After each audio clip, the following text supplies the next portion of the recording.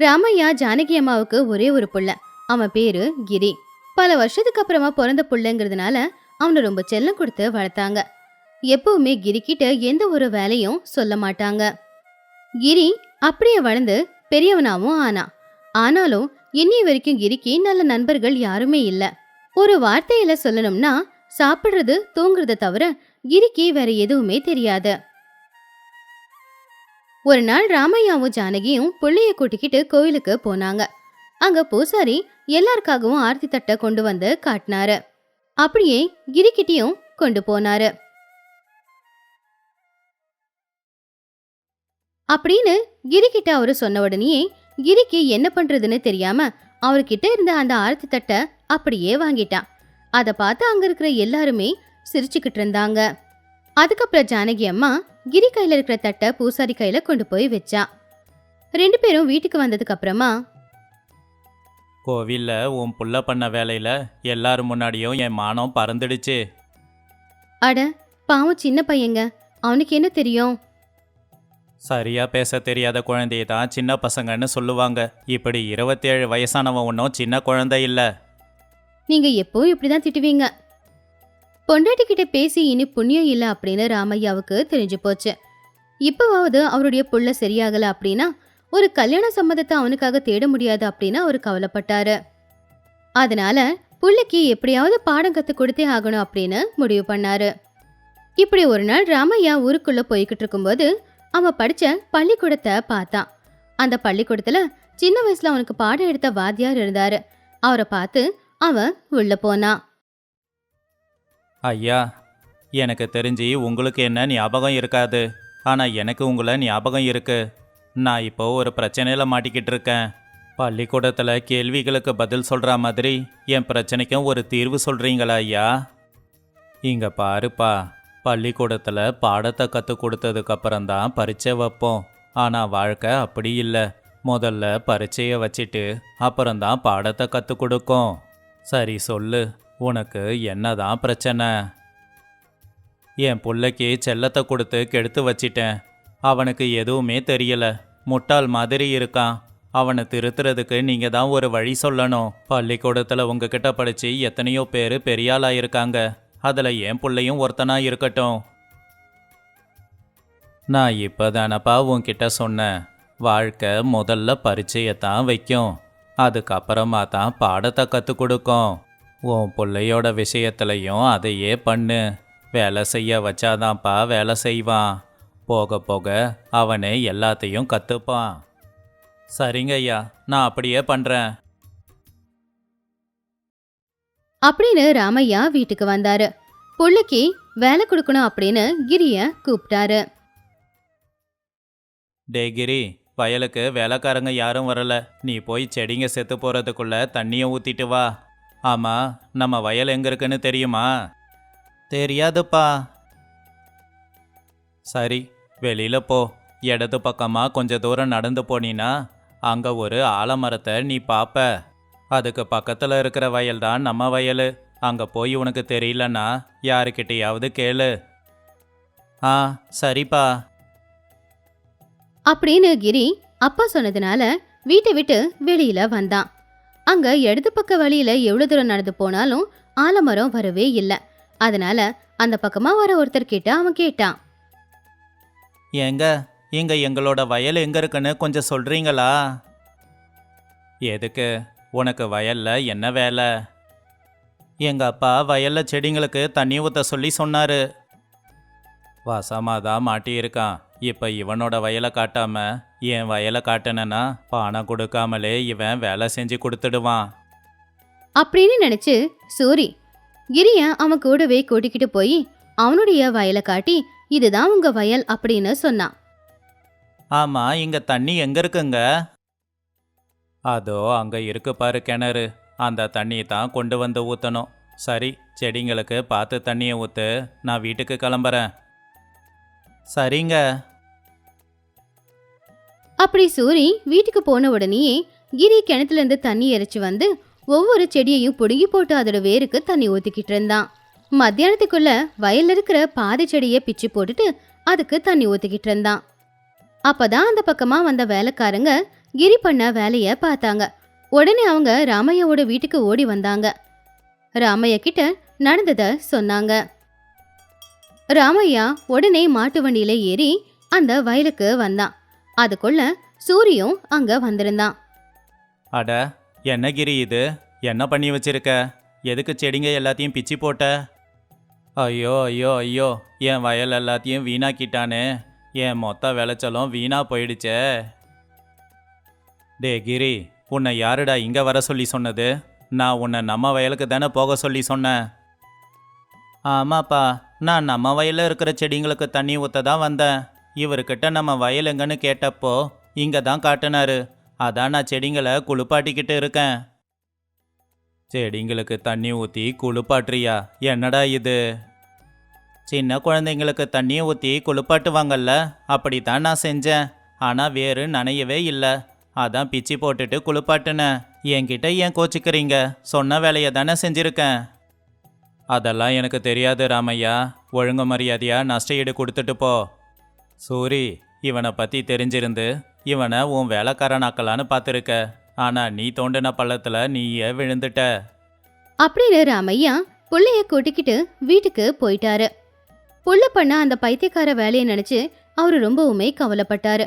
அதுக்கப்புறம் மறுபடியும் கிரிய கூப்பிட்டாரு. டே கிரி, எந்த தப்பையும் நடக்கிறதுக்கு முன்னாடியே தடுக்கணும். சின்ன வயசுல இருந்தே உங்க அம்மா செல்லம் கொடுத்து உனக்கு எடுத்துட்டா.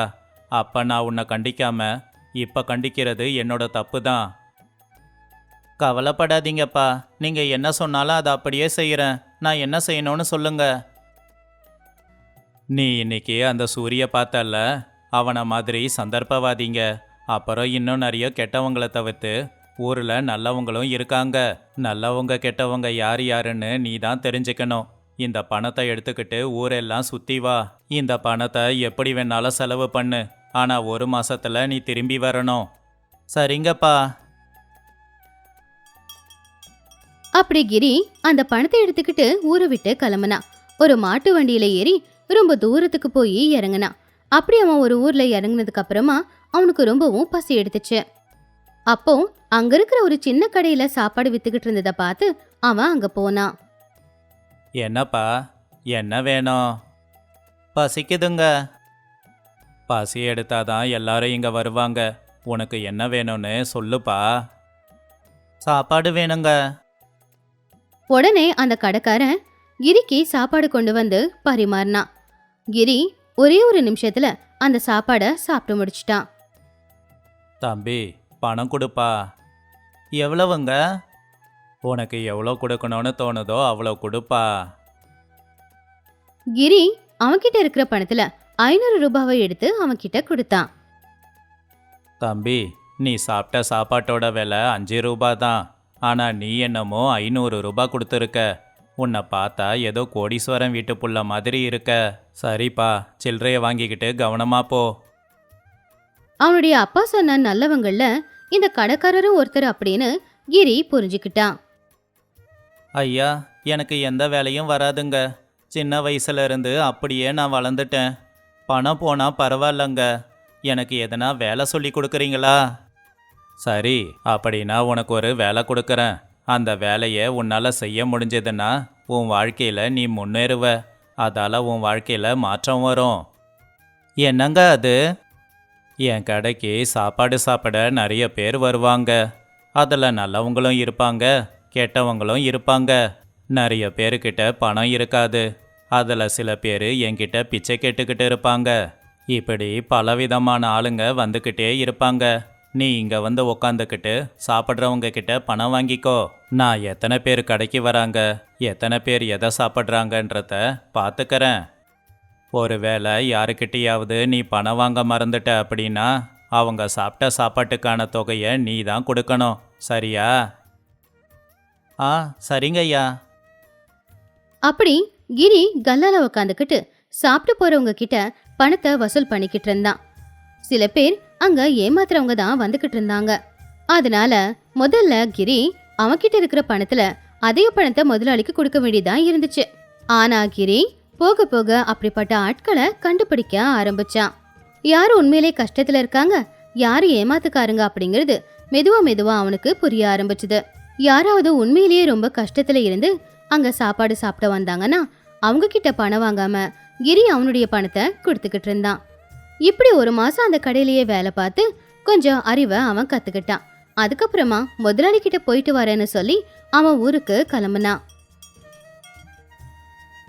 இருந்த மாதிரி இல்லாம கிரி கிட்ட இப்ப வந்திருக்கிற மாற்றத்தை பார்த்து ராமையாவும் சந்தோஷப்பட்டாரு. அதுக்கப்புறமா அவனுக்கு ஒவ்வொரு பொறுப்பா கொடுக்க ஆரம்பிச்சாரு. அப்படி கிரி நல்லபடியா வேலையை செஞ்சு அவங்க அப்பா கிட்ட நல்ல பேரும் வாங்கினா. மாணிக்கபுரத்துல மணிகண்டன் அப்படிங்கிற ஒரு பெரிய ஜமீன்தார் இருந்தாரு. அவரு ரொம்ப பெரிய பணக்காரரு. அவருடைய பொண்டாட்டி பேரு கல்யாணி. அவங்களுக்கு ஒரே ஒரு புள்ள இருந்தான். அவன் பட்டணத்துல படிச்சுக்கிட்டு இருந்தான்.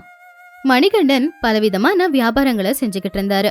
ஊர்ல இருக்கிற எல்லாருமே அவரை ரொம்பவும் மதிச்சுக்கிட்டு இருந்தாங்க. மணிகண்டன் வெறும் ஜமீன்தார் மட்டும் கிடையாது, அந்த ஊருக்கே அவருதான் தலைவரா இருந்தாரு. இப்பெல்லாம் கொஞ்ச தூரம் நடந்தாவே எனக்கு சோர்வாகிடுது. காலெல்லாம் ரொம்ப வலிக்குது. வியாபாரத்தை கூட என்னால் சரியாக கவனிச்சிக்கவே முடியலை. ஒரு காலத்தில் ஊரில் இருக்கிற நம்ம எல்லா கடைங்களுக்கும் நானே நேரில் போய் கவனிச்சிக்கிட்டு இருந்தேன். ஆனால் இப்போ என்னால் எங்கேயும் போக முடிய மாட்டேங்குது. இன்னும் நீங்க சின்ன பையன் நினைச்சுக்கிட்டு இருக்கீங்களா என்ன? உங்களுக்கு வயசாயிடுச்சு. 60 வயசுல உடம்பு இப்படிதான் இருக்கும். இனி நிச்சயமா நீங்க ஓய்வெடுத்துதான் ஆகணும். பல வருஷமா நீங்க ரொம்பவும் கஷ்டப்பட்டுட்டீங்க. மாமா இறந்த நாள்ல இருந்து இந்த சொத்தையும் இந்த வியாபாரத்தையும் நல்லபடியா காப்பாத்த நீங்க எவ்வளவு கஷ்டப்பட்டிருக்கீங்கன்னு எனக்கு தெரியும். இனி நீங்க ஓய்வெடுத்துதான் ஆகணும். எனக்கும் ஓய்வெடுக்கணும் போல தான் இருக்கு.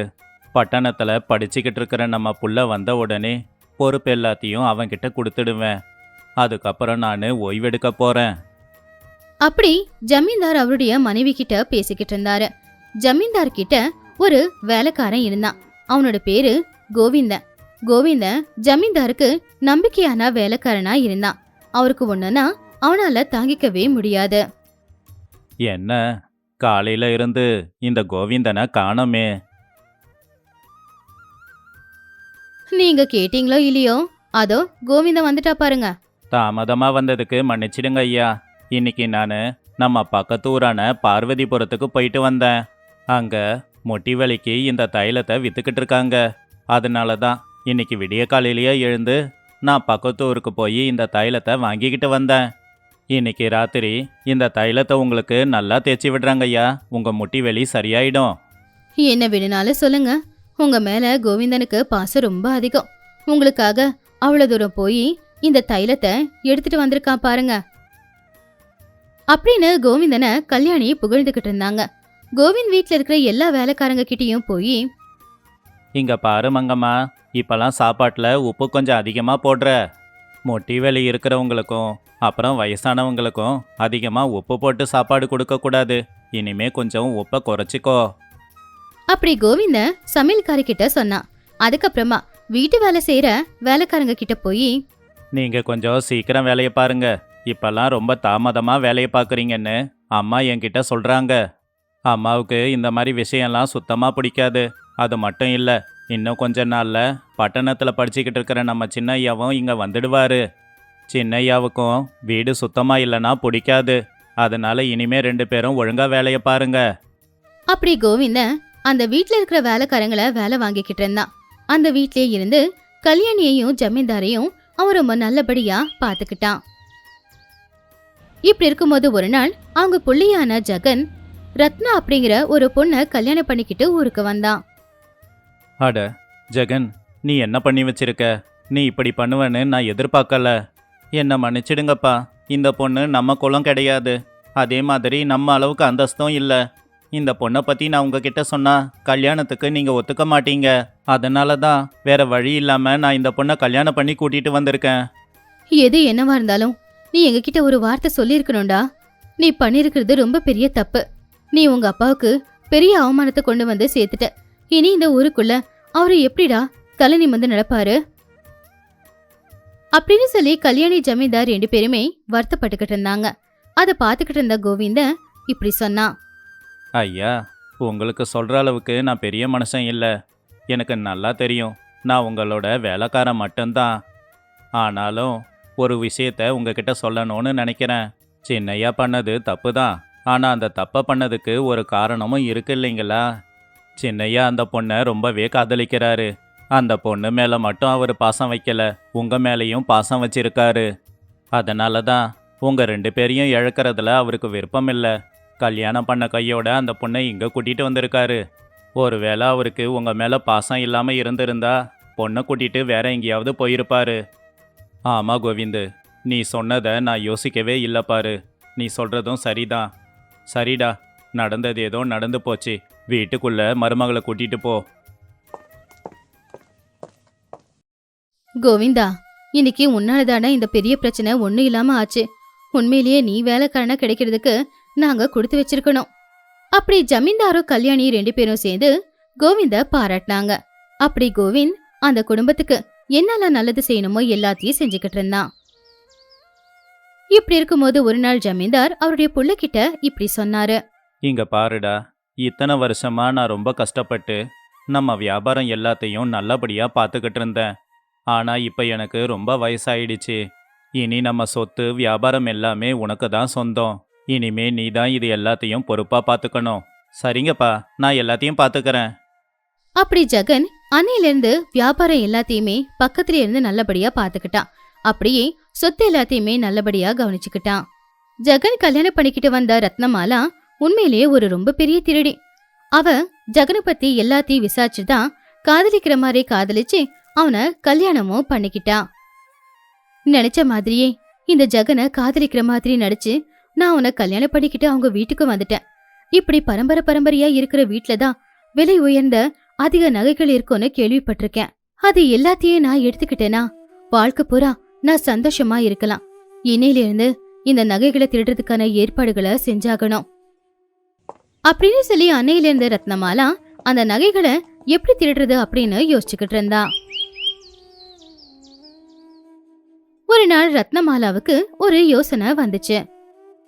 அத்த, நாளைக்கு அச்சய திருதி இல்லையா?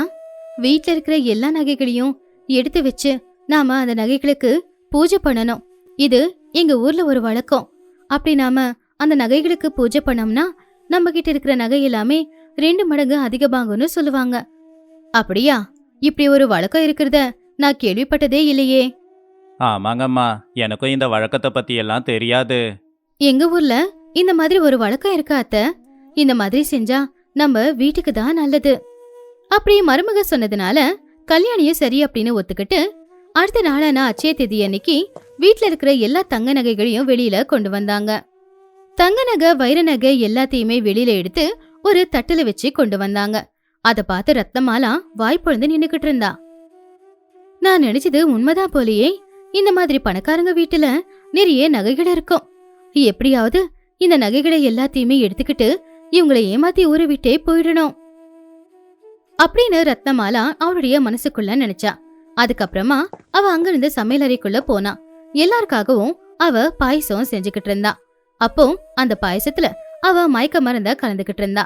ஆனா கோவிந்த இத பாத்துட்டான். என்ன இது, வீட்டுக்கு வந்த மருமக பொண்ணு சாப்பாட்டுல எண்ணத்துக்கு எதையோ கலந்துக்கிட்டு இருக்கா.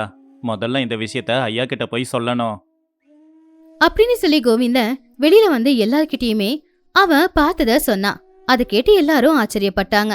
ஆனா ஜெகன் ரொம்ப கோவமா, என்ன சொல்லிக்கிட்டு இருக்க நீ? உனக்கு என்ன பைத்தியமா பிடிச்சிருக்கு?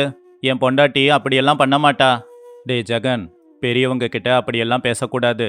கோவிந்து நம்மளோட வேலைக்காரன்தான், ஆனா ரொம்பவே நம்பிக்கையானவன். என்ன நடக்குதுன்னு பார்க்கலாம். இங்க பாரு கோவிந்து, நீ சொன்னங்கிறதுக்காக நான் என் மருமகளை சோதிக்க போறேன்.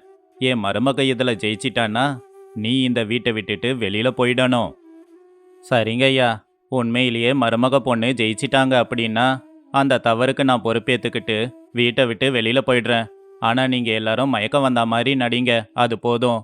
அப்படி கோவிந்த வீட்டை விட்டு வெளியில போறதுக்கு சரி அப்படின்னு ஒத்துக்கிட்டான். கொஞ்ச நேரத்துல ரத்னமாலா எல்லாருக்காகவும் பாயசத்தை கொண்டு வந்தா.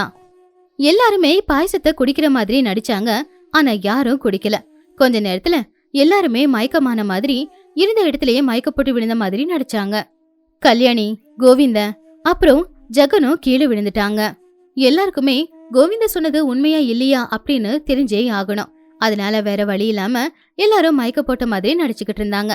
இது எல்லாத்தையும் பார்த்துக்கிட்டு இருந்த ரத்னமாலா ரொம்ப சந்தோஷப்பட்டா. எல்லாரும் நல்லா படுத்து தூங்குறாங்க. எல்லாருக்கும் மயக்கம் வந்துருச்சு போல. இனி என்ன யாரும் தடுக்க முடியாது. நான் எல்லா நகைகளையும் எடுத்துக்கிட்டு இப்பவே இந்த ஊரை விட்டு போயிடுறேன் அப்படின்னு ரத்னமாலா வேக வேகமா சாமி அறைக்குள்ள போனா. அங்க இருக்கிற நகைகளை எல்லாத்தையுமே ஒரு மூட்டை கட்டி வெளியில கொண்டு வந்தா. ஆனா அவ வெளியில வந்து பாக்கும்போது ரொம்பவுமே ஆச்சரியப்பட்டா. ஏன்னா மயங்கிட்டாங்க அப்படின்னு நினைச்சவங்க எல்லாருமே எழுதிச்சு நின்னு அவளை பார்த்தாங்க. ஐயா, நீங்க என்ன நிரூபிக்க சொன்னீங்க, நானும் நிரூபிச்சிட்டேன். இதுதான் உங்க மருமகளுடைய குணம். அவங்க பாயாசத்துல எதையோ கலந்ததை நான் பார்த்தேங்க ஐயா, அது உண்மைதான். என்ன ரத்னா, என்ன பண்ணிக்கிட்டு இருக்க நீ? நீ இப்படிப்பட்டவன்னு நான் நினைச்சு கூட பார்க்கல. இதுக்காகத்தான் நீ என்ன கல்யாணம் பண்ணிக்கிட்டியா? இல்ல இல்லங்க, நான் இந்த பழைய நகை எல்லாத்தையுமே பாலிஷ் போடதான் எடுத்துட்டு போலான்னு நினைச்சுக்கிட்டு இருந்தேன். போதும் நிப்பாட்றியா? நீ நகைகளுக்கு பாலிஷ் போடணும் அப்படின்னு நினைச்சிருந்தா அதை முதல்ல அம்மா கிட்ட தானே சொல்லணும். அதுக்கு எதுக்கு பாயாசத்துல மயக்க மருந்து கலந்த? நாங்க எல்லாருமே மயங்கிட்டோம் அப்படின்னு முடிவு பண்ணிட்டு எல்லா நகைகளையும் எடுத்துக்கிட்டு வீட்டை விட்டு ஓட பாக்குற. இது எல்லாத்தையும் பார்க்கும்போதே நீ யாருங்கிறது எனக்கு தெரியுது. ஒழுங்கா இங்கிருந்து போயிடு. அப்படி ஜெகன் அந்த நொடியே ரத்னமாலாவ வீட்டை விட்டு வெளியில துரத்திட்டான். இந்த வீட்டுக்கு கெட்டது பண்ணணும்னு நினைச்ச பொண்ணு வீட்டை விட்டு போயிட்டா. அந்த அம்மனுக்கு தான் நான் நன்றி சொல்லணும். ஜெகன், நடந்தது ஏதோ நடந்துடுச்சு. இனிமே நீ இது எல்லாத்தையும் மறந்துடுப்பா. கோவிந்து, உனக்கு ரொம்ப நன்றி. நீ மட்டும் இல்லாம இருந்திருந்தா எங்க குடும்ப மானமே போயிருக்கும். இது என்னுடைய கடமைங்க ஐயா. பல வருஷமா உங்ககிட்ட நான் வேலை பார்க்கறேன். உங்க குடும்பத்தோட கௌரவத்தை காப்பாத்துறது என்னுடைய பொறுப்பு. அப்படி கோவிந்தன் அவனுடைய அறிவால ஜமீன்தாருடைய மானத்தை காப்பாத்தினான். அப்படி அவருடைய நகைகளையும் காப்பாத்தினான். அது ரொம்பவும் அழகா இருந்த ஒரு சின்ன கிராமம். அந்த கிராமத்தோட எல்லையில இருக்கிற ஒரு சின்ன வீட்டுல வயசான ராமையாவும் அவங்க மனைவி சீதாவும் வாழ்ந்துகிட்டு இருந்தாங்க. அவங்களுக்கு வயசாயிடுச்சுங்கிறதுனால ஆரோக்கியத்துல நிறைய பிரச்சனைகள் வந்துச்சு. அவங்களுக்கு 2 பிள்ளைங்க.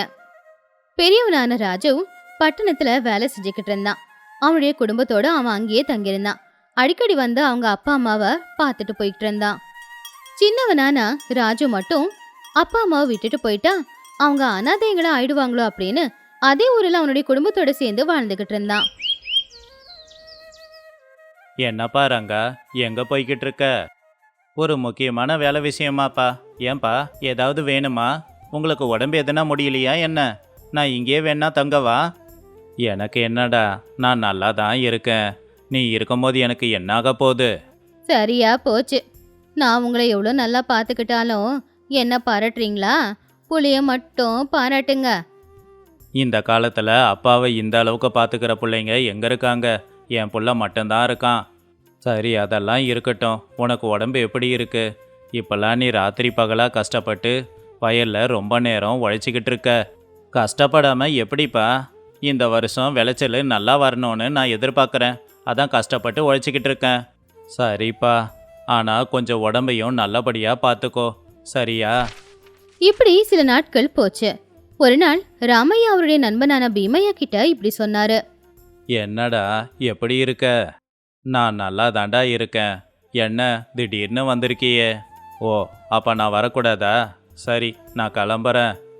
அட என்னங்கண்ணா நீங்க, அன்னைக்கும் இன்னைக்கும் நீங்க கொஞ்சம் கூட மாறவே இல்லை.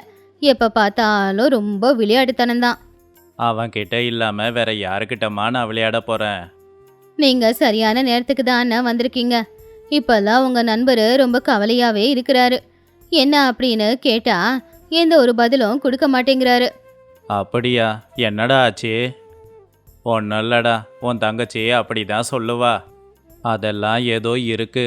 சரி வா, நாம கொஞ்சம் ஊரை சுத்திட்டு வரலாம். ரொம்ப நாள் ஆச்சுல்ல, நாம தனியா நடந்து போய். அப்படி ராமையா பீமையா 2 பேருமே ஊருக்குள்ள நடந்து போய்கிட்டு இருந்தாங்க.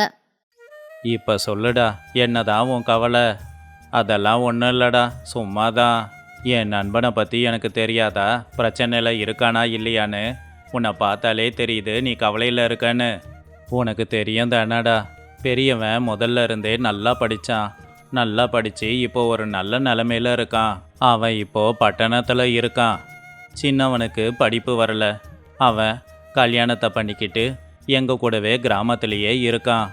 என் கவலை எல்லாமே சின்னவனை பற்றி தாண்டா. சின்னவன் ரொம்ப அப்பாவி, அவனுக்காக எதுவும் யோசிக்க மாட்டான். நீ சொல்கிறது உண்மைதாண்டா, எனக்கும் அவனை பற்றி தெரியும். பெரியவன் பட்டணத்தில் தங்கி வேலை பார்த்துக்கிட்டு இருக்கான். அவனுக்கு கொஞ்சம் வயல் இருக்கு. அவனுக்கு விவசாயத்தில் விருப்பம் இல்லை. அவனோட பங்கு வயலில் கூட, அதனால் சின்னவனை விவசாயம் பார்க்க சொல்லியிருக்கான். ஆனால் அதில் கிடைக்கிற லாபத்தில் கொஞ்சம் கூட சின்னவனுக்கு கொடுக்காம அவனே எடுத்துக்கிறான். பாவண்டா சின்னவன், மாடு மாதிரி உழைக்கிறான். அவனுக்காக அவன் யோசிக்கிறது இல்லை. ஆனால் பெரியவன் ரொம்ப சுயநலமாக இருக்கான். இப்படி இருந்தால் சின்னவன் ரொம்ப தான் கஷ்டப்படுவான். அது தாண்டா என்னோட கவலையும். பாவம், நாளைக்கு நான் இல்லைனா அவன் தனியாக என்ன பண்ணுவான்? பொண்டாட்டி புள்ளியோட அவன் ரொம்ப கஷ்டப்பட மாட்டானா? பெரியவனுக்கு அப்புறம் பயம் சுத்தமாக இருக்காது. இவனை வேலைக்காரனாவே மாற்றிடுவான். அவன் எந்த அளவுக்கு சுயநலக்காரனா, வருஷத்துக்கு ஒரு தடவை கூட வந்து எங்களை பார்த்துட்டு போக மாட்டான். அப்பா அம்மா எப்படி இருக்காங்க, என்ன பண்ணிக்கிட்டு இருக்காங்கன்னு கூட யோசிக்க மாட்டான். நாம் இதை பற்றி அப்புறம் யோசிக்கலாண்டா. பெரியவனை மாற்ற சொந்த பந்தம் எதுவும் இல்லையா? அவன் சொந்த பந்தத்தோட அந்த அளவுக்கு பழக மாட்டான்டா. அவன் எண்ணம் எல்லாம் ஒன்று தான், அவன் நல்லா இருக்கணும். சரி, ஒன்று பண்ணலாண்டா. ஒரு நாள் நான் பட்டணத்துக்கு போகிறேன். உன் பிள்ளைய போய் சந்திக்கிறேன்.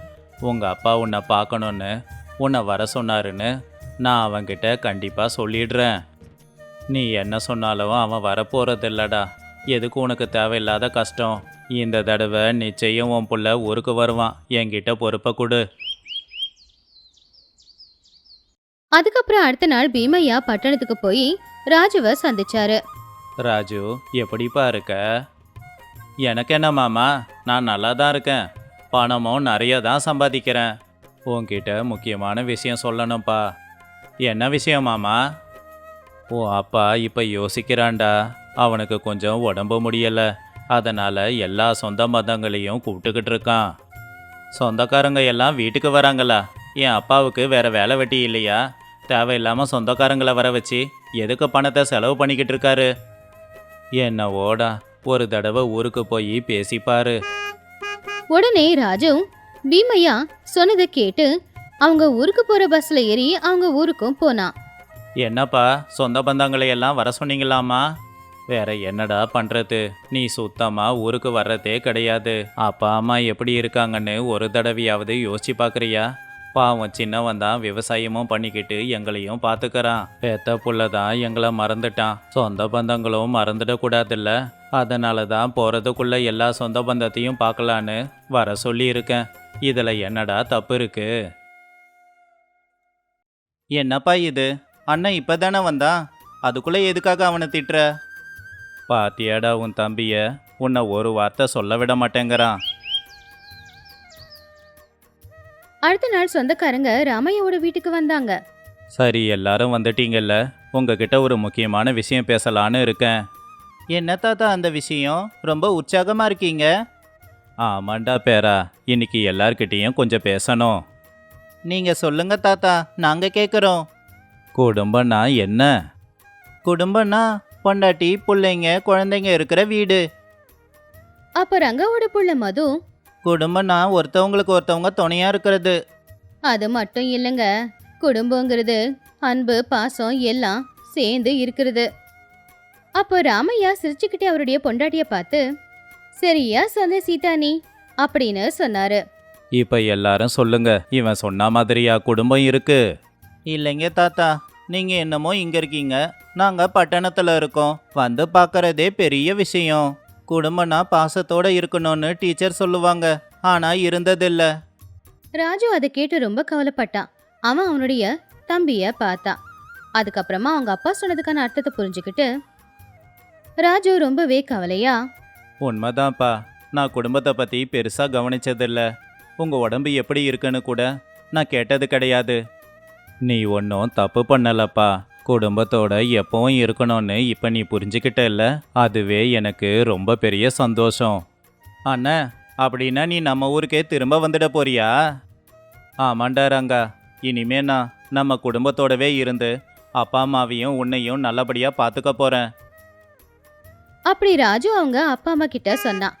அன்னைக்கு ராஜு பட்டணத்துல இருந்து அவங்க ஊருக்கு வந்து அவங்க அப்பா அம்மா கூடவே இருந்துக்கிட்டு அவங்கள ரொம்ப நல்லபடியா பாத்துக்கிட்டா. பசங்களும் ரொம்பவும் சந்தோஷமா இருந்தாங்க. கொஞ்சம் காலத்துக்கு அப்புறமா ஒரு நாள் ராமையா ராஜுவை கூப்பிட்டு, ராஜு, நீ எங்களுக்கு ஏற்ற மாதிரி மாறினது எங்களுக்கு ரொம்ப சந்தோஷம்தான். ஆனால் உன் பொண்டாட்டி பிள்ளைங்களோட விருப்பம் என்னன்னு தெரியுமா? அதுக்கு ராஜு, உண்மைதான்ப்பா. முதல்ல ராதா பட்டணத்தில் தான் இருக்கணும்னு ஆசைப்பட்டா. இப்போ அவள் புரிஞ்சுக்கிட்டா.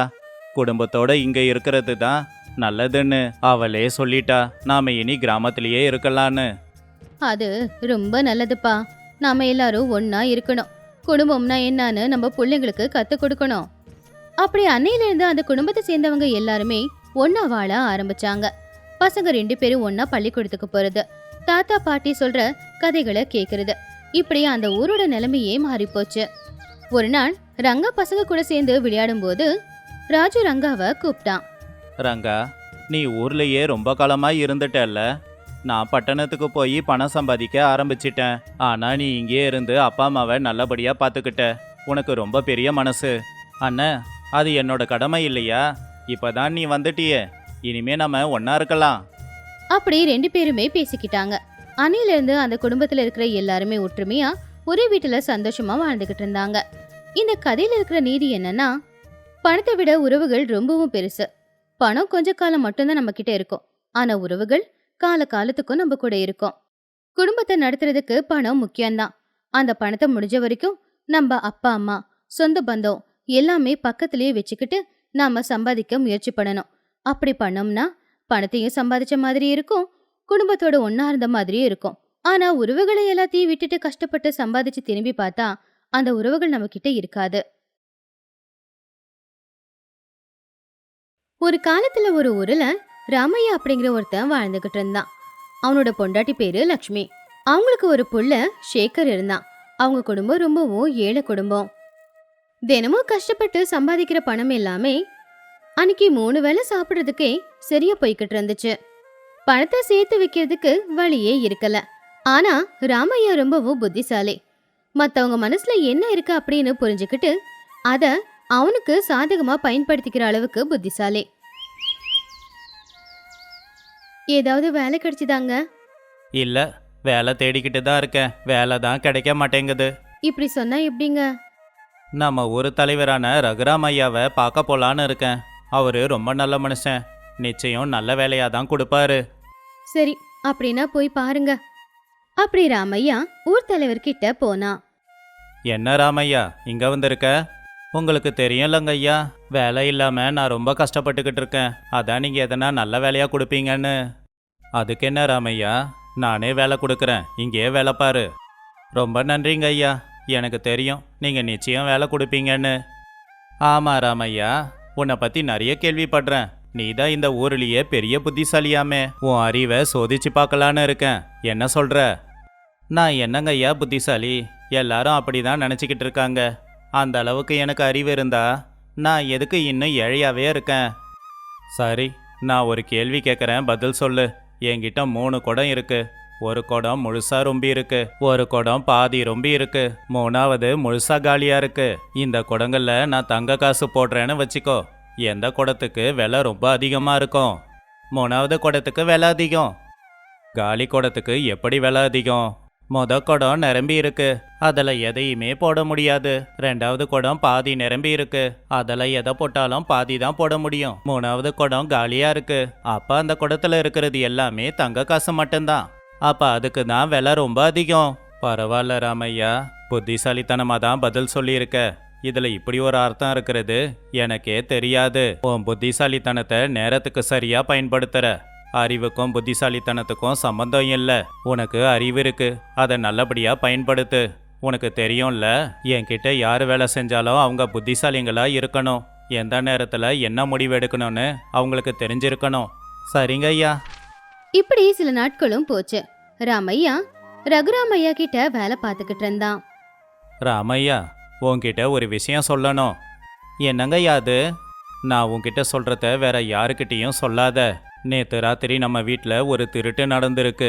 வீட்டில் இருந்த எல்லா தங்கத்தையும் திருடிக்கிட்டு போயிட்டாங்க. இந்த விஷயம் ஊருக்குள்ள தெரியக்கூடாது.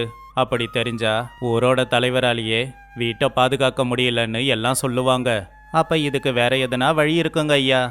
உன்னால தான் அந்த வழியை யோசிக்க முடியும். அது உனக்கு தான் தெரியும். எனக்கு யோசிக்கிறதுக்கு கொஞ்சம் நேரம் வேணுங்க ஐயா. உனக்கு வேணுங்கிற அளவுக்கு நேரத்தை எடுத்துக்கோ. ஆனா நகையை கண்டுபிடிக்கிறது உன்னோட பொறுப்பு. என்கிட்ட இப்பவே ஒரு யோசனை இருக்குங்க ஐயா. அது என்ன யோசனை ராமையா? உங்க நகைங்க எல்லாம் திரும்ப கிடைச்சதுக்கு அப்புறமா நான் சொல்றேங்க ஐயா. சரி, உன்னோட விருப்பம். இப்ப என்ன செய்யலான்னு இருக்க? நான் இன்னையிலிருந்து உங்க வீட்டில் ராத்திரி நேரத்தில் காவலுக்கு இருக்கேங்க ஐயா. சரி ராமையா. அப்படி அன்னையிலிருந்து ராமையா ராத்திரி நேரத்துல ரகுராமையாவோட வீட்டுக்கு காவலுக்கு இருந்தான். ஒரு நாள் எங்கிருந்தோ ஏதோ சத்தம் கேட்டுச்சு. என்னடா சத்தம் அப்படின்னு அந்த சத்தம் வர பக்கம் நடந்து போனா ராமையா. அங்க 2 திருடனுங்க இப்படி பேசிக்கிட்டு இருந்தாங்க. நேத்து அந்த ரகுராமையா வீட்டுக்கு திருடுறதுக்கு போனமேடா. அப்ப பாதி தங்கத்தை தான் திருடிக்கிட்டு வந்தோம். முழுசா எல்லா தங்க நகையும் திருடிட்டு வந்திருந்தோம்னா சந்தோஷமா இருந்திருக்கும். ஊர்ல இருக்கிற ஒரே ஒரு பணக்கார ஆளு ரகுராமையா மட்டும்தான். இன்னைக்கு போய் எல்லாத்தையும் திருடிக்கிட்டு வருவோம். சரி சரி. திருடனுங்க பேசினது கேட்டு ராமையா வேகமா ரகுராமையாவோட வீட்டுக்கு போய் அவன் படுத்து தூங்குற மாதிரி நடிச்சுக்கிட்டு இருந்தான். கொஞ்ச நேரத்துல திருடனுங்க அங்க வர சத்தம் கேட்டு, இங்க திருடுறதுக்கு எவன் வந்தாலும் சரி, திருடனையே மிஞ்சின பெரிய திருடன் உள்ள இருக்கான். அவன்கிட்ட மாட்டீங்கன்னா அவ்வளவுதான் உங்க கதி. வீட்டுக்குள்ள போய் உயிரை விடுறதும் இல்ல வந்த வழியே திரும்ப போய் உயிரை காப்பாத்திக்கிறதும் உங்க இஷ்டம். அப்போ முதல் திருடன் இன்னொரு திருடன் கிட்ட மெதுவா இப்படி சொன்னான். இவன் சொல்றத பார்த்தா பெரிய திருடன் வீட்டுக்குள்ள இருக்கான் போலடா. நாம இனி திருடுறதையே விட்டுடணும். என்னைக்காவது ஒரு நாள் அந்த திருடங்கிட்ட மாட்டனா நம்ம உயிர் போயிடும். பேசாம நகை எல்லாத்தையும் திரும்ப கொண்டு வந்து வச்சிடலாம் அப்படின்னு சொல்லி பயந்து போய் 2 திருடனுங்களும் வீட்டுக்கு போய் அவங்க ஏற்கனவே கொள்ளையடிச்சிட்டு போன நகையை கொண்டு வந்து ரகுராமையா வீட்டு வாசல்ல வச்சுட்டு போயிட்டாங்க. ரகுராமையா காலையில எழுந்திருச்சு அந்த பெட்டியை பார்த்து, என்ன அதிசயம் ராமையா இது? தொலைஞ்ச நகையெல்லாம் பத்திரமா திரும்ப வீட்டுக்கே வந்திருக்கு. இது உண்மையானு தெரியலையே. உண்மைதாங்க ஐயா, நம்புங்க. போன நகையெல்லாம் திரும்ப கிடைச்சிடுச்சுல, சந்தோஷப்படுங்க. நீ என்ன யோசிச்ச? உன் யோசனை எப்படி வேலை செஞ்சது? அதை கொஞ்சம் சொல்லு ராமையா. அப்ப ராமையா ராத்திரி நடந்த எல்லா விஷயத்தையும் சொன்னான். ராமையா சொன்னதை கேட்டு ரகுராமையா சிரிச்சாரு. அவரு ராமையாவை பாராட்டினாரு. இப்படியே நாட்களும் போச்சு. ஐயா, என்னங்க ஐயா, ஏன் கவலையா இருக்கீங்க? எதனா பிரச்சனையா? எனக்கு ஊர் எல்லையில் ஒரு வயல் இருக்கு. அது நல்லா தான் விளைஞ்சிக்கிட்டு இருந்தது. ஆனால் சில வருஷங்களா விளையவே மாட்டேங்குது. அது என்னோட அப்பாவோட வயல். நம்ம ஊர் சங்கரையா இருக்காருல்ல, அவரு அந்த வயல் தான் வேலைக்காகலையே. அதில் விளையாது. அது என்கிட்ட கூட வியாபாரம் ஆரம்பிக்கிறேன்னு சொல்கிறான். அதுக்கு நீங்கள் என்ன சொன்னீங்க? அது எங்கள் அப்பாவுக்கு பிடிச்ச வயல். நாங்கள் இந்த அளவுக்கு பணக்காரங்களானோன்னா அது அந்த வயலில் விளைஞ்ச விளைச்சலை விற்று தான் ஆயிருக்கும். அந்த வயலை கொடுக்க எனக்கு விருப்பம் இல்லை. அந்த வயலில் என்னதாங்க ஐயா பிரச்சனை? முழுசாக சொல்லுங்க. அந்த பூமி வறண்டு போச்சு. அதில் விளைச்சல் எதுவும் விளையாது. அதுக்காக விற்கிறதுக்கும் எனக்கு விருப்பம் இல்லை. சரி, நீங்கள் அந்த வயலை விற்காம அது மூலமாக உங்களுக்கு லாபம் கிடைக்க நான் எதனா செய்யறேன். எனக்கு உன் மேலே நம்பிக்கை இருக்கு. ஆனால் எப்படி பண்ண போகிற ராமையா? இது நடக்குமா? முடியாதுன்னு எதுவுமே இல்லைங்க ஐயா. நீங்கள் அந்த வயலை என்கிட்ட ஒப்படைங்க. கொஞ்ச நாள்லையே அதில் விளைச்சலை விளைய வச்சு நான் உங்களுக்கு காமிக்கிறேன். சரி ராமையா. அப்படி ராமையா அடுத்த நாள் காலையிலேயே அந்த வயலுக்கு போய் அங்க முளைச்சிருந்த களச்செடியெல்லாம் பிச்சு போட்டு அங்கங்க பள்ளத்தை தோண்டி அந்த பள்ளத்துல அவன் தண்ணியை கொண்டு வந்து ஊத்திக்கிட்டு இருந்தான். கொஞ்ச நாள் பாதுகாப்பா பாத்துக்கிட்டு இருந்தான். ஒரு நாள் சங்கரையா அந்த பக்கமா வரும்போது ராமையாவை பார்த்து இப்படி சொன்னாரு. என்ன ராமையா, என்ன பண்ணிக்கிட்டு இருக்க? உனக்கும் உன் முதலாளிக்கும் பைத்தியம் பிடிச்சிடுச்சா என்ன? வேலைக்காகாத வயல்ல ஏதோ பண்ணிக்கிட்டு இருக்கியே. எனக்கும் என் முதலாளிக்கும் பைத்தியம்தான் பிடிச்சிருக்கு. இன்னும் கொஞ்ச நாள்ல இந்த பைத்தியக்காரங்களால என்ன செய்ய முடியுங்கிறத உங்க எல்லாருக்கும் காட்டுறோம். எனக்கு ஒரு சந்தேகம். என்ன சந்தேகம் அது? நீ சொன்ன மாதிரி எனக்கும் என் முதலாளிக்கும் பைத்தியம். நாங்க இந்த வயல்ல பயிர் வைக்கலாமான்னு பார்த்துக்கிட்டு இருக்கோம். ஆனா நீ எங்களை விட பெரிய பைத்தியம். இல்லைனா வேலைக்காகாத இந்த வயலை கொடுன்னு எதுக்காக கேட்டுக்கிட்டு இருக்க? ரொம்ப திமிருடா உனக்கு. உன்கிட்ட என்ன இருக்குன்னு இவ்வளோ திமிரு? நீ சாதாரண கூலிக்காரன். என்னைய பார்த்து கேள்வி கேட்காத. நான் கூலிக்காரன்தான். அது மட்டும் இல்லை, நான் ஒரு ஏழையும் கூட. எனக்கு திமிரெல்லாம் இல்லை. நேரத்துக்கு தகுந்தாப்புல யோசிக்கிற அறிவு இருக்கு. திமிரில் உங்களை யாருன்னா இந்த ஊரில் மிஞ்ச முடியுமா? சங்கரையா அவனுடைய மனசுக்குள்ள, இவன் என்ன திட்டுறானா இல்லை புகழ்றானா? எதுக்கு தேவையில்லாத வேலை? ஏதாவது சொல்லி கஷ்டப்படுத்துவான். பேசாம வாயை மூடிக்கிட்டு போயிடுவோம். அப்படி சில நாட்கள்லயே ராமையா பள்ளத்தை தோண்டி அதுல ஊத்தி வச்ச தண்ணி மண்ணுல ஊறி அந்த பூமியே மறுபடியும் மாதிரி மாறிடுச்சு. கொஞ்ச நாள்லயே அவன் போட்ட விளைச்சல் நல்லபடியா கைக்கு வந்துச்சு. சந்தோஷமா இருக்கு ராமையா. உன்ன மாதிரி வேலைக்காரன் எனக்கு கிடைச்சதுக்கு. இதுல என்னங்கய்யா இருக்கு? உங்களுக்காக எது வேணும்னாலும் செய்வேன். நீங்க வேலைக்காரங்களை நடத்துற விதமே வேறையா இருக்கு. நீங்க வேலைக்காரங்களை வேலைக்காரங்களா பார்க்காம உங்க வீட்டுல ஒருத்தரா பார்க்கறீங்க பாருங்க. அதுதான் பெரிய விஷயம். சொல்ல போனா இது எல்லாத்துக்கும் நீங்க தான் காரணம். உன்னால முடியும், நீ செய்யிடான்னு தைரியம் கொடுக்கறீங்க இல்லையா? அதனால தான் இது எல்லாத்தையும் செய்ய முடியுது. பேச்சில் கூட நீ ரொம்ப திறமசாலி தான். அப்படி சொல்லி ரகுராமையா ராமையா 2 பேருமே சிரிச்சாங்க. இந்த கதையில இருக்கிற நீதி என்னன்னா, அறிவு இருந்தா கஷ்டத்தை ஜெயிக்க முடியும். அறிவை பயன்படுத்துறவனால தான் ஜெயிக்கவும் முடியும். வாழ்க்கையில கஷ்டப்பட்டு உழைச்சோம்னா அதுக்கான பலன் நிச்சயமா கிடைக்கும். அதே மாதிரி பிரச்சனைகள் வரும்போது அறிவோட நாம யோசிச்சு செயல்பட்டோம்னா வாழ்க்கையில நாம முன்னேறலாம். ஸ்ரீரங்கபுரத்துல ஒரு பெரிய ஜமீன்தார் இருந்தாரு. அவரோட பேரு கௌரி சங்கர். கௌரி சங்கருக்கு நிறைய சொத்து பத்துக்கள் இருந்துச்சு. நிறைய வயல்களும் இருந்துச்சு. அவர்கிட்ட பல பேர் வேலை செஞ்சுக்கிட்டு இருந்தாங்க. கௌரி சங்கருக்கு பணத்திமிரு கொஞ்சம் அதிகமாக தான் இருந்துச்சு. யாரையுமே அவன் மதிச்சதே கிடையாது. எல்லாரையுமே மட்டமாக தான் நினைப்பான். இந்தா பவானி, இந்த பணத்தை எடுத்து வை. இந்த பணம் இருக்கிறது யாருக்கும் தெரியக்கூடாது. ஏங்க, நேத்து தானே ஒரு கட்டு பணத்தை கொண்டு வந்து எடுத்து வை அப்படின்னு சொன்னீங்க. இன்னைக்கு மறுபடியும் ஒரு கட்டு பணத்தை கொண்டு வந்து எடுத்து வைன்னு சொல்றீங்க. உங்களுக்கு இப்பெல்லாம் நிறைய லாபம் வருது போல. உண்மைதான். நேற்று கொடுத்த பணம் நம்ம மாந்தோப்புல இருந்து மாம்பழத்தை விற்று வந்தது. இன்னைக்கு கொடுத்த பணம் வாழைப்பழத்தை விற்று வந்தது. அந்த லக்ஷ்மி தேவி நம்ம மேல எப்பவுமே இதே மாதிரி கருணையோட இருக்கணுங்க. இவ்வளவு லாபம் வருது அப்படின்னா கூலிக்காரங்கெல்லாம் ரொம்ப கஷ்டப்பட்டு உழைக்கிறாங்கன்னு தான் அர்த்தம். இதில் அவனுடைய கஷ்டம் இருக்கலாம். ஆனால் எல்லாத்துக்கும் காரணம் நான் தான். என்னோட புத்திசாலித்தனத்தால் விவசாயம் பண்ணிக்கிட்டு இருக்கேன். அவங்க ஏதோ வயிற்று பழப்புக்காக கஷ்டப்பட்டு வேலை செஞ்சு பணம் சம்பாதிக்கிறாங்க. அவங்கள விட நான் தான் மேலு அப்படின்னு கௌரி சங்கர் வேலைக்காரங்களை பத்தி சொன்னான். வேலைக்காரங்களை எப்பவுமே அவன் ரொம்பவும் மட்டமா தான் நடத்திக்கிட்டு இருப்பான். கௌரி சங்கரோட வீட்டுல ரங்கையா அப்படிங்கிற ஒருத்தன் வேலை பார்த்துக்கிட்டு இருந்தான். ரங்கையா ரொம்பவும் நல்லவன். என்ன ரங்கையா, நேற்று ஏன் வேலைக்கு வரல? அது வந்துங்க ஐயா, என் பிள்ளைய பள்ளிக்கூடத்தில் சேர்க்க போயிருந்தேன். அதான் வர முடியலை. என்னது, உன் பிள்ளைய பள்ளிக்கூடத்தில் சேர்த்தியா? எதுக்கு உன் பிள்ளைக்கு படிப்பெல்லாம்? உன்ன மாதிரியே கூலி வேலை செஞ்சு பழைக்க வேண்டியது தானே? அப்போ தானே 4 காசு சம்பாதிக்க முடியும். ஐயோ, என் பழப்பு தான் வீணா போச்சுங்க ஐயா. ஆனால் என் பிள்ளையோட வாழ்க்கை வீணா போக நான் அனுமதிக்க மாட்டேன். என்னது, உன் வாழ்க்கை வீணா போச்சா? அப்போ உனக்கு என்கிட்ட வேலை செய்கிறதுல விருப்பம் இல்லை. விருப்பம் இல்லைன்னா வேலை செய்யாத. நான் உன்னை கட்டாயப்படுத்தி வேலைக்கு வான்னு கூப்பிடலையே. விருப்பம் இல்லைன்னா இப்போவே கிளம்பலாம். ஐயோ, அப்படிலாம் இல்லைங்கய்யா. நான் படிப்பை பற்றி பேசினேன். நான் படிக்கலைங்கிறதால தான் என் பிள்ளையாவது படிக்கணும்னு சேர்த்து விட்டேன். அப்படி ரங்கையா கௌரி சங்கர் கிட்ட சொன்னான். பாவம் ரங்கையா கௌரி சங்கர் முன்னாடி நின்னு பேசுறதுக்கும் கூட அவன் ரொம்ப பயந்துகிட்டு இருந்தான். இன்னொரு பக்கம் ரங்கையாவோட பிள்ளையான கோபால் நல்லா படிச்சுக்கிட்டு இருந்தான். அப்பா, நான் பள்ளிக்கூடத்தில் சேர்ந்ததுல இருந்து நிறைய விஷயங்களை கற்றுக்கிட்டு இருக்கேன்ப்பா. நான் பள்ளிக்கூடத்துக்கு தாமதமாக சேர்ந்துட்டேன் போல. சீக்கிரம் சேர்ந்துருந்தா இன்னும் அதிகமாக கற்றுக்கிட்டு இருந்திருப்பேன். என்னப்பா பண்ணுறது, முதல்ல என்கிட்ட பணம் இல்லை. இப்போ இருக்கிறத வச்சு எப்படியோ படிக்க வைக்கிறேன்.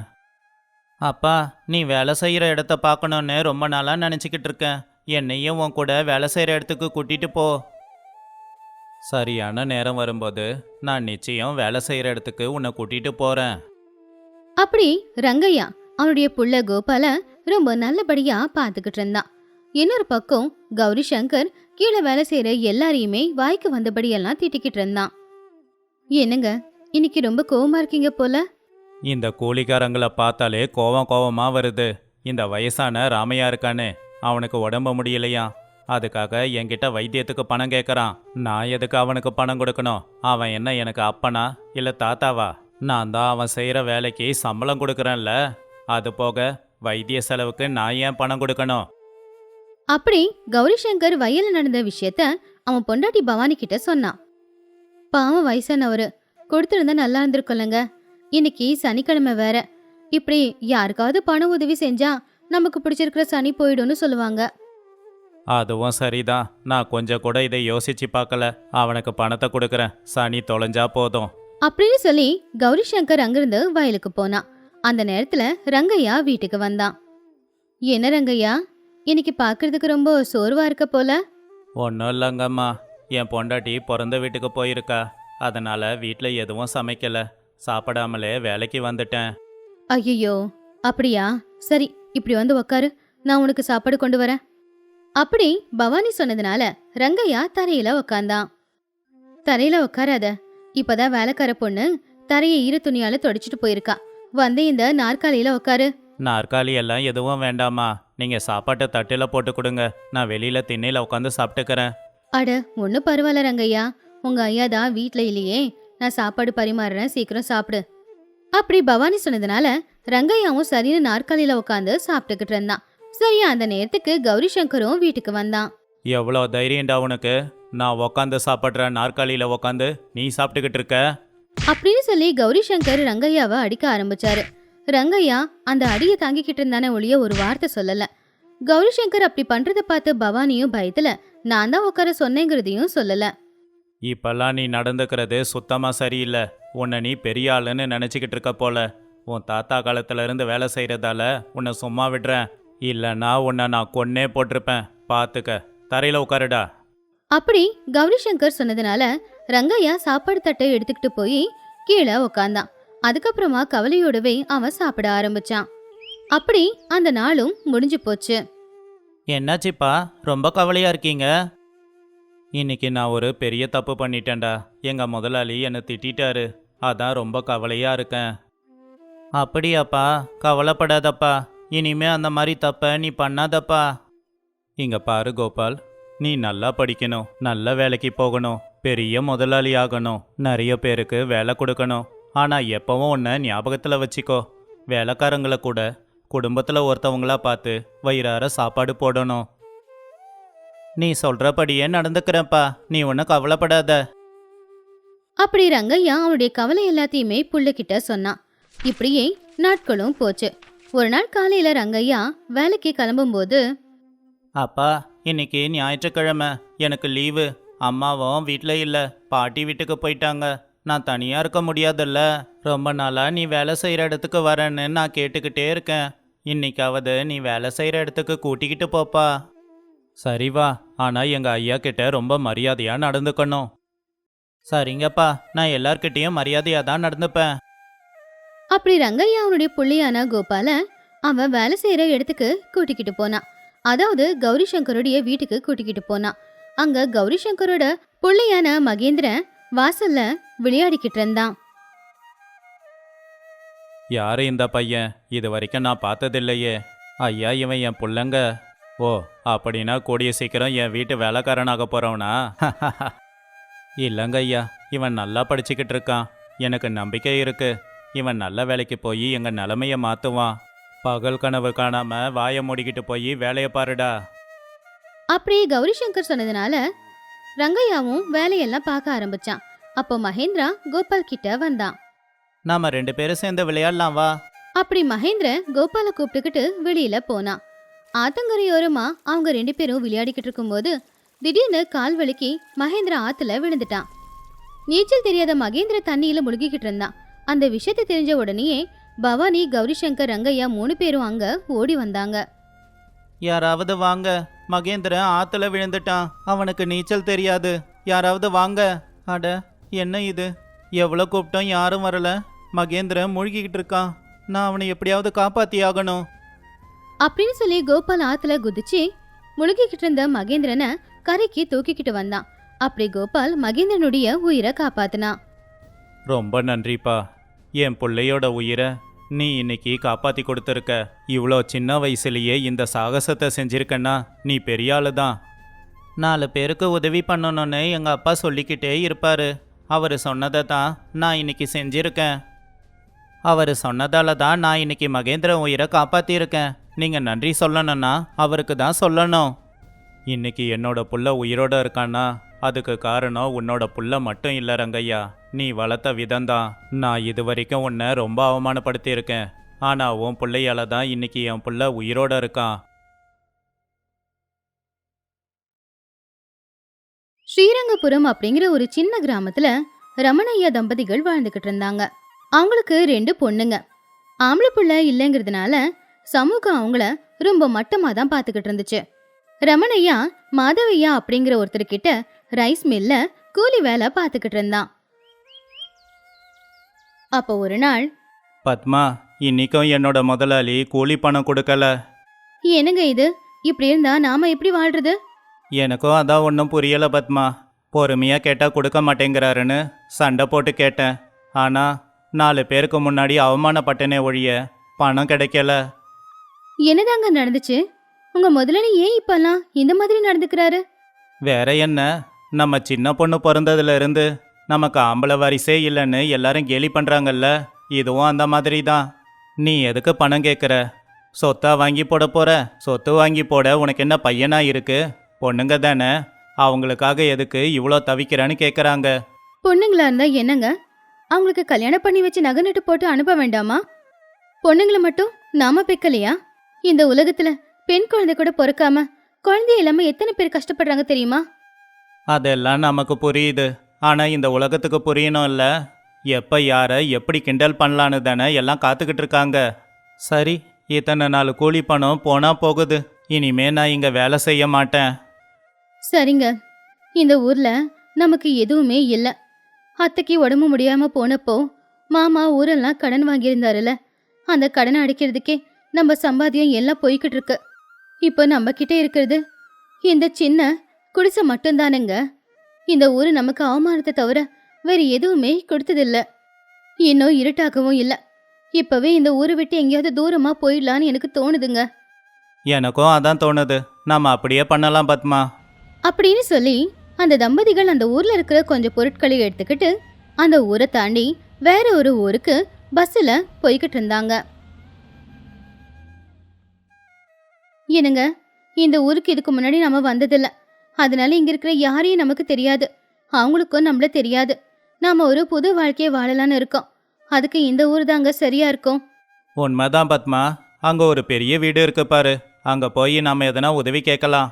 அப்படின்னு சொல்லி அவங்க 2 பேரும் அங்கிருந்து அந்த ஊர்ல வாழ்ந்துகிட்டு இருந்த ஒரு பெரியவர் ராஜையோட வீட்டு கதவை தட்டுனாங்க. ராஜையோட பொண்டாட்டி பார்வதி அம்மா கதவை திறந்தாங்க.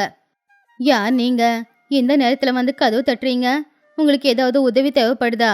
வயசானவங்கன்னு கூட பார்க்காம இந்த நேரத்துல தொந்தரவு கொடுக்க வந்திருக்கீங்களே. ஆமா, நீங்க யாரு?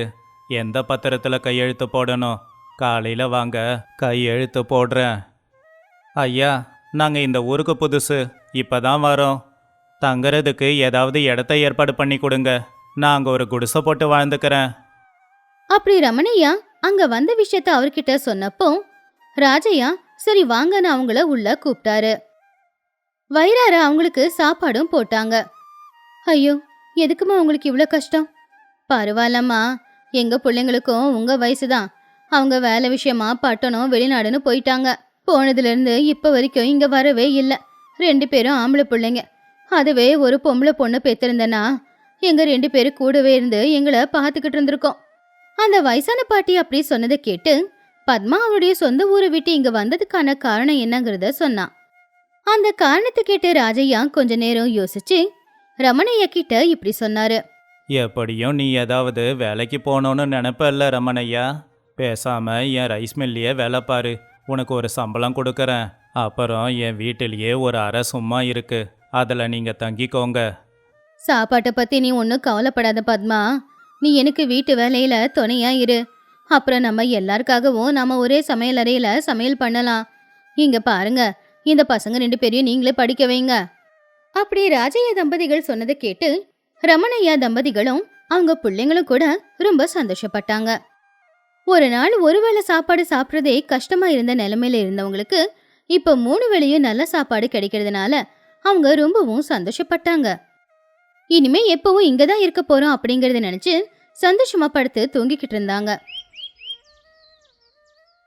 அடுத்த நாள் காலையில 2 பொண்ணுங்களும் எழுந்திருச்சு பார்க்கும்போது ராஜையா அவங்க அப்பாவை கழுத மாதிரி வேலை வாங்குறத பார்த்து ரொம்ப கவலைப்பட்டாங்க. ஏய் கௌரி, பாத்தியா அந்த தாத்தா அப்பா கிட்ட எவ்வளவு வேலை செய்ய வைக்கிறாரு? ஆமாக்கா, அப்பா நமக்காக பாவம் ரொம்பவே கஷ்டப்பட்டுக்கிட்டு இருக்காரு. அந்த பழைய முதலாளி பணம் சரியா கொடுக்கலனாலும் அப்பா கிட்ட இவ்வளவு வேலைலாம் வாங்க மாட்டாரு. நாம இங்க இருக்க வேண்டாம், வேற எங்கேயாவது நாம போயிடலாம், வா அம்மா கிட்ட சொல்லலாம் அப்படின்னு சொல்லி அவங்க 2 பேரும் வீட்டுக்குள்ள போய் பார்த்தா பாவம் பத்மாவும் வீட்டு வேலையெல்லாம் செய்ய முடியாம கஷ்டப்பட்டு செஞ்சுக்கிட்டு இருந்தா. என்னக்கா இது, அம்மாவும் இவ்வளவு கஷ்டப்பட்டுக்கிட்டு இருக்காங்க, இவங்க எல்லாம் என்ன மனுஷங்க?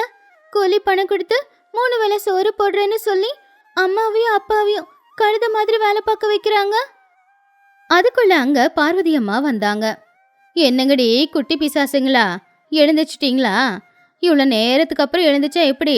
சீக்கிரம் போய் குளிச்சு முடிச்சு பள்ளிக்கூடத்துக்கு கிளம்புங்க. அப்படி வயசான பாட்டி மிரட்டினதை பார்த்து பசங்க 2 பேரும் பயந்து போய் வேகமா கிளம்பி அந்த ஊர் பள்ளிக்கூடத்துக்கு போனாங்க. குழந்தைங்க பள்ளிக்கூடத்துக்கு போனதும் அந்த வயசான தம்பதிகள் ரமணையாவையும் பத்மாவையும் கூப்பிட்டு இப்படி சொன்னாங்க. ரமணையா, இனி நீ வேலை செய்ய வேண்டிய அவசியம் இல்லை. வேணும்னா கொஞ்சம் ஓய்வெடுத்துக்கோ, இல்லைன்னா பொறுமையா போய் அப்படியே ஊரை சுற்றி பார்த்துட்டு வாயேன். ஆனால் ஐயா, வேலை இருக்குங்களே, அதை சாயந்தரமா பண்ணிக்கோ.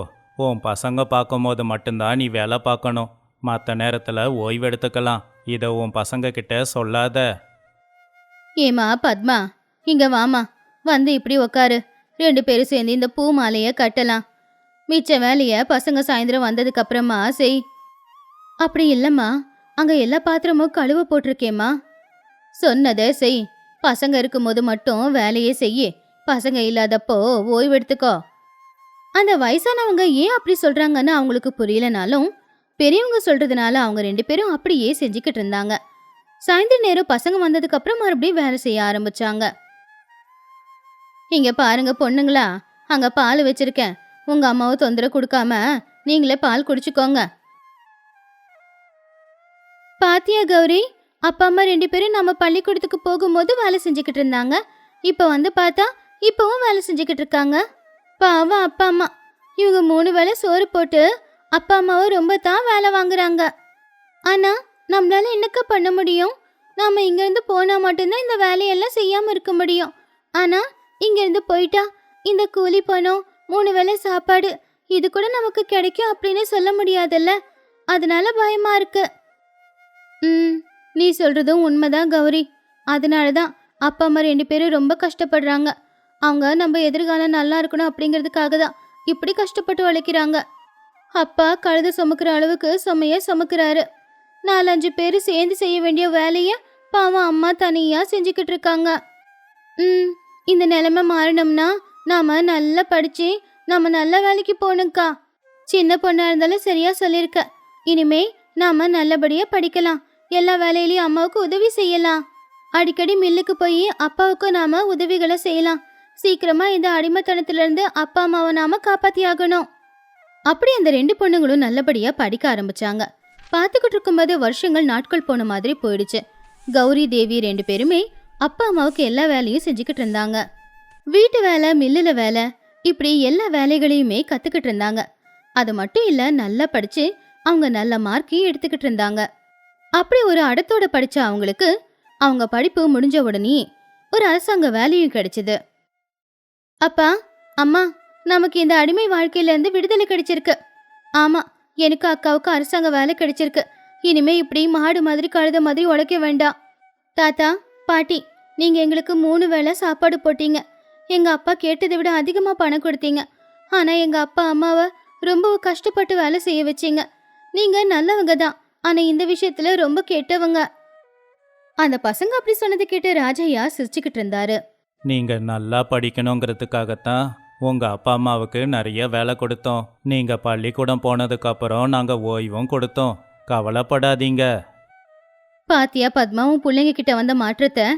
அவங்க இப்படி நல்லபடியா மாறணுங்கிறதுக்காக தான் அவங்க கண்ணு முன்னாடி உங்களை நாங்க ரொம்ப கொடுமைப்படுத்தினோம்.